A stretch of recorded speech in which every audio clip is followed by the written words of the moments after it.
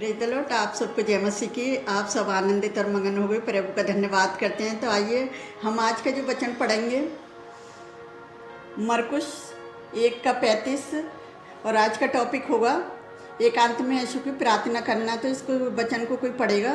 भोर को दिन निकलने से पहले वह उठकर निकला और एक जंगली स्थान में गया और वहां प्रार्थना करने लगा। 36 में देखेंगे।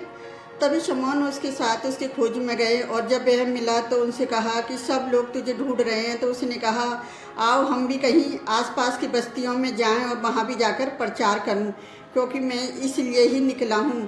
और अगर हम 39 में देखेंगे तो सारे गलिन में उनके आराधनाओं में जा जाकर प्रचार और दुष्ट आत्माओं को निकालता रहा। तो परमेश्वर का धन्यवाद करते कि प्रभु यीशु मसीह किस तरह से एकांत में जाकर प्रार्थना करता था। तो मैं एकांत में मैं भी प्रार्थना करती हूँ। मुझे भी प्रभु की इतनी आशीष है कि मुझे एकांत में भी प्रार्थना करना बहुत अच्छा लगता है और प्रभु की सामर्थ्य हमारे अंदर काम करती है। अगर हम ये एक वचन भी बोलते हैं ना, तो वो भी परमेश्वर की ओर से। अगर परमेश्वर हमें सामर्थ्य न दे तो हम कुछ भी नहीं बोल सकते। तो हम अपने परमेश्वर यहोवा का धन्यवाद करते कि प्रभु ने हमें किस तरह से अपने वचनों के द्वारा हमसे बातचीत करता है कि परमेश्वर ने यीशु मसीह परमेश्वर का पुत्र था तो भी एकांत में अकेले में परमेश्वर प्रार्थना करे।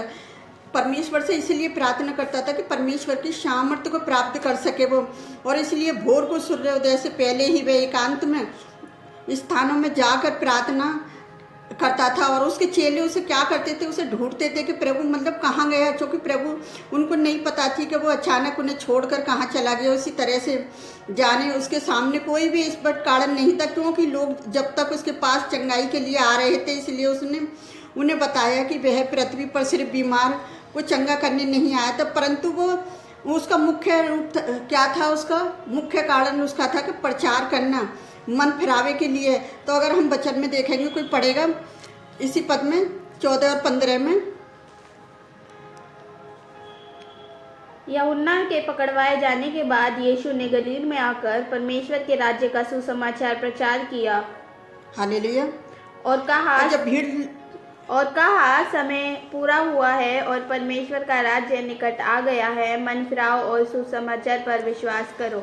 हालेलुया। तो किस तरह से जब बीमार लोगों की भीड़ इकट्ठी होती थी तभी उनके लिए प्रचार करना कठिन हो जाता था। और उसके चेले उसे छोड़कर दूसरे गलील अन्य नगरों की यात्रा के लिए यीशु मसीह कह रहा है कि हम अन्य लोगों में जा जाकर क्या करेंगे कि एक ही जगह भीड़ हानिकारक है, एक ही जगह भीड़ लगाना अच्छी बात नहीं है। इसीलिए हम क्या करेंगे, गांव-गांव में जा जाकर हम और नगरों में जा जाकर प्रचार करेंगे यीशु मसीह का। तो इसीलिए परमेश्वर ने भीड़ को इकट्ठा ना करने की जगह जगह जगह अपने लोगों को भेजा कि वो वहाँ जा जाकर शुभ समाचार प्रचार करें। तो जिस तरह से अभी हमने 14-15 में देखा था कि किस तरह से यूहन्ना बपतिस्मा देने वाले के बाद बंदी गृह में डालने जाने के बाद यीशु मसीह क्या हुआ, दूसरे राज्य में आया और उसने वहाँ प्रचार करना आरंभ करा। उसका प्रचार साधारण था और समय आ पहुँचा था। परमेश्वर का राज्य निकट था। परमेश्वर का राज्य लोगों के हृदय में और उसके उपस्थिति में और शक्ति में, उसके शासन में। इसे अगर हम देखें तो मसीह स्वयं ही परमेश्वर का राज्य था जो पृथ्वी पर आ पहुँचा था। उसके द्वारा दुष्टों की शक्तियों को तोड़ दिया गया था और लोग आनंद और शांति और चंगाई का अनुभव करने लगे। और मसीह परमेश्वर के राज्य का अवतार था। जब कोई स्त्री जब पुरुष यीशु को ग्रहण करता है तभी वे परमेश्वर के राज्य के नागरिक बन जाते हैं। यीशु विश्वासियों का एक ऐसा राष्ट्र स्थापित करने आए जिसका शासक परमेश्वर है। हालेलुया। इसीलिए यीशु हमसे कहता है कि मन फिराओ और शुभ समाचार पर विश्वास करो। जैसा अभी हमने 15 में पढ़ा, पहला कदम हमें हमेशा पछतावा करना चाहिए। और पछतावा करना सिर्फ अपने पापों के लिए अफसोस करना नहीं, वरन हम अपने पापों से मन फिराएं और किसी पाप पर सचमुच पछतावा करने का अर्थ है कि हम उस पाप को करना छोड़ना चाहिए, हमें उसे करना बंद करना चाहिए कि हम अब कभी पाप नहीं करेंगे। अगर हम पाप करते रहें तो हमें यीशु मसीह पर विश्वास करना झूठा है। और पछताव करने के बाद हम एक दूसरे अगले कदम के लिए अगर हम तैयार हैं तो हम उद्धार करते हैं यीशु मसीह पर विश्वास करना। यीशु मसीह में विश्वास करने का मतलब है कि केवल अपने जीवन को प्रभु को स्वीकार करना, वरन उसकी आज्ञा को मानना है। यदि हम कहते हैं कि हम यीशु पर विश्वास करते हैं लेकिन उसकी आज्ञाओं को नहीं मानते तो हम झूठे हैं। इसीलिए शुभ समाचार का ये शुभ संदेश है कि यीशु मसीह पापियों को बचाने के लिए, उस पर विश्वास करने वाले लोगों को अनंत जीवन देने के लिए संसार में आया। हालेलुया। और यही शुभ समाचार इस प्रकार यीशु प्रत्येक व्यक्ति को को देना चाहता है कि परमेश्वर के राज्य का नागरिक बनना, शैतान के राज्य का नागरिक बनना, इसे विश्वास करना और अनंत जीवन प्राप्त करना और विश्वास करना एक अनंत जीवन पर क्या है, दंड प्राप्त करना। इस जीवन में केवल दो संकल्प हैं कि हम किस तरह से परमेश्वर पर विश्वास करते हैं। केवल हम ये विश्वास ना करें कि मैं पाप भी करता जाऊं और मैं यीशु मसीह पर विश्वास करता जाऊं, लेकिन हमें क्या करना है, यीशु मसीह पर विश्वास करना है। अगर हमें परमेश्वर के राज्य में जाना है, अगर हमें परमेश्वर पर विश्वास करना है, तो क्या करना है कि हम प्रभु यीशु मसीह पर विश्वास करेंगे और हम उस पर विश्वास करेंगे तो हमारे पाप कहाँ खत्म हो जाएंगे मुझे नहीं पता, क्योंकि परमेश्वर का वचन बताती है मन फिराओ लौट आओ कि परमेश्वर का राज्य तुम्हारे निकट है। हालेलुया। हम आगे अगर हम वचन में देखेंगे, नीति वचन 3:19 से 22 तक में कोई पढ़ेगा। यहोवा ने पृथ्वी की नींव बुद्धि ही से डाली और स्वर्ग को समझ ही के द्वारा स्थिर किया। उसी के ज्ञान के द्वारा गहरे सागर फूट निकले और आकाशमंडल से ओस टपकती है। हे मेरे पुत्र, ये बातें तेरी दृष्टि की ओट में ना होने पाए और खरी बुद्धि और विवेक की रक्षा कर, तब इनमें से तुझे जीवन मिलेगा और ये तेरे गले का हार बनेंगे। हालेलुया। तो जहाँ परमेश्वर के वचन में हमने क्या पढ़ा कि यहोवा ने पृथ्वी की नींव बुद्धि से डाली और सर्प को समझ के द्वारा स्थिर किया। तो इसी तरह से लोगों को जब यीशु मसीह ने अपने आप को बलिदान किया, अपने आप को क्रूस पर चढ़ाया और जो सारा अधिकार था वो क्या करा कि परमेश्वर ने यीशु मसीह को दे दिया और यीशु मसीह ने क्या करा अपने चेलों को दे दिया। तो इस वचन का मेरा मतलब है जो लोग आज भीड़ लगा रहे हैं, भीड़ जा रही है, उन्हें अपनी जिंदगी की परवाह नहीं है, जिंदगी को उन्होंने इतना सस्ता समझ लिया कि मतलब कोई परवाह ही नहीं है।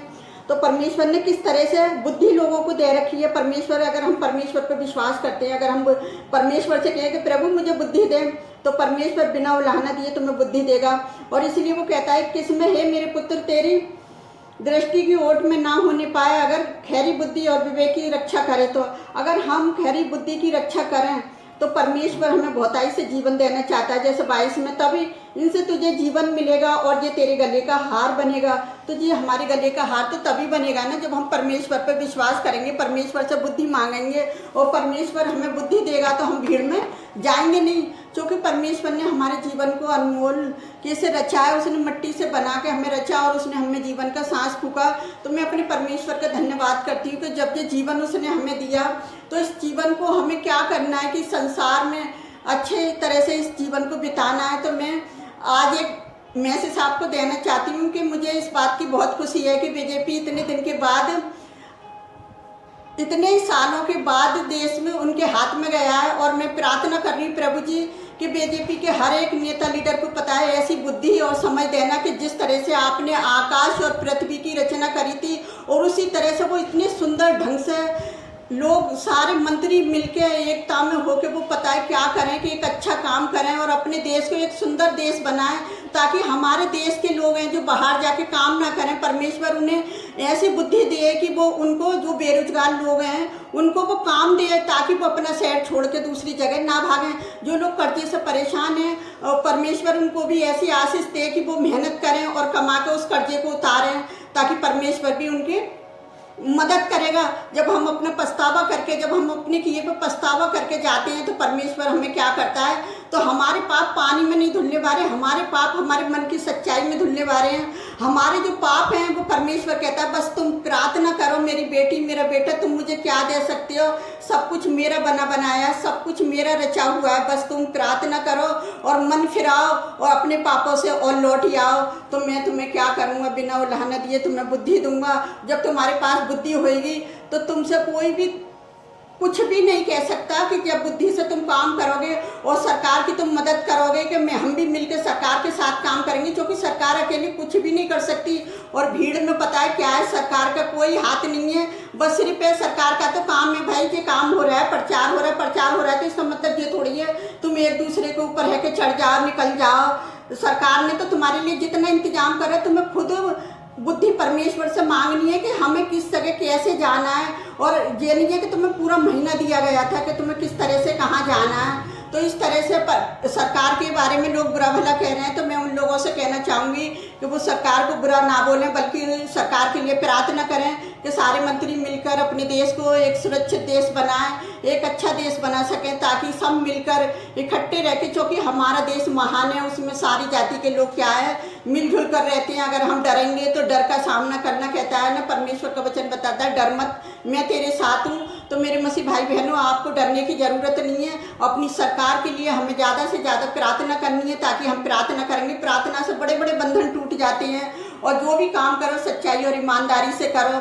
और अपनी, कहता है ना, बड़े बड़े राजाओं के भी अधीन रहना है और उनकी भी आज्ञा का पालन करना। अगर कोई काम गलत है तो उसे नहीं करना। अगर सरकार कहती है कि काम गलत है तो नहीं करना। अगर वो परमेश्वर के खिलाफ काम है तो उसे तुम्हें मानने की ज़रूरत नहीं है, क्योंकि जब हम परमेश्वर की आज्ञा का पालन करते हैं तो परमेश्वर के कामों के लिए भी, पता है, हमारी लड़ाई तो यहोवा लड़ता है, लेकिन हमें प्रार्थना करनी है उस लड़ाई के लिए कि परमेश्वर पिता हमारी सहायता मदद करे, कि हम भी अपनी सरकार के साथ मिलकर काम करें, ताकि हमारा देश आगे बढ़े और हमारा देश तरक्की करे और हमारे देश के लोग भी तरक्की करें। और मेरी यही प्रार्थना है सारी बीजेपी सरकार के लिए कि परमेश्वर उनको ऐसी आशीष दे कि कुछ अच्छा करके दिखाएं।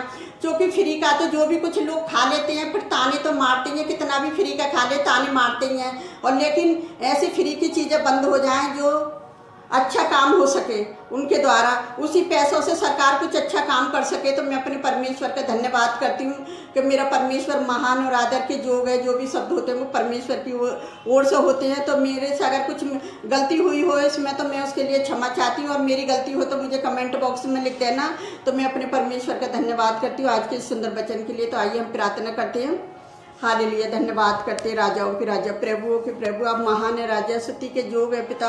आप अपने लोगों को चाहते हैं कि मन फिराए और लौट ही आए प्यारे पिता परमेश्वर, क्योंकि सबके सृजनहार आप हैं पिता, सबके पालनहार आप हैं प्यारे जोबा परमेश्वर। जितने लोग वीडियो को देखते हैं खुदावन, आप सबकी सहायता मदद करें प्यारे पिता परमेश्वर की, वो भी एक दूसरे के लिए प्रार्थना करें खुदावन, कि तेरा वचन बोलना व्यर्थ न जाए, एक आशीष बन जाए मेरे खुदावन। मैं अपनी सरकार के लिए भी यही प्रार्थना करती हूँ प्यारे पिता परमेश्वर के, हमारा देश इतना तरक्की करे प्यारे पिता परमेश्वर की, कोई हमारे देश पर नजर उठा के देख नहीं ना पाए। हर बुराई को मैं आपकी सूली तरह बांधती प्यारे पिता परमेश्वर। हर एक नेता लीडर को, हर एक प्रशासन को आपके हाथ में देती प्यारे जोबा परमेश्वर की, आगे चलकर प्यारे पिता परमेश्वर और अच्छे से काम हो सके मेरे पिता परमेश्वर। मैं आपसे विनती करती हूँ खुदाबंद कि आपने कहा अपने राजाओं के लिए भी प्रार्थना करो, तो पिता अपने राजाओं के लिए हम यही प्रार्थना करते हैं खुदाबंद कि अपने देश के चलाने वालों की पिता आपकी जरूरत है प्यारे पिता परमेश्वर। जब भी काम आपके वचन में लिखा है, जो भी काम करो मेरे नाम स्मरण कर करो, तो पिता जो भी आपके नाम से काम करते हैं प्यारे पिता परमेश्वर, आप उनकी सहायता मदद करना पिता। और मैं आपसे क्या मांगूं मेरे खुदावन, आप तो हमारे मांगने से पहले ही जानते हैं पिताजी। मैं सबकी समस्याओं को, जितने लोग वीडियो को देखते हैं सबकी समस्याओं को आपके सम्मुख रखती हूँ पिताजी, और मैं हर बुराई को आपकी सूली तरह बांधती, जो बुराई पीछा लेती है उस बुराई को मैं सुनासरी के नाम से नष्ट करती हूँ प्यारे पिता परमेश्वर। मैं सारा आदर महिमा खुदावन आपको देती हूँ मैं खुदावन, में जो भी मांगती है सुनासरी के नाम पर, आमीन। प्रभु आप सबको बताइए आशीष दें।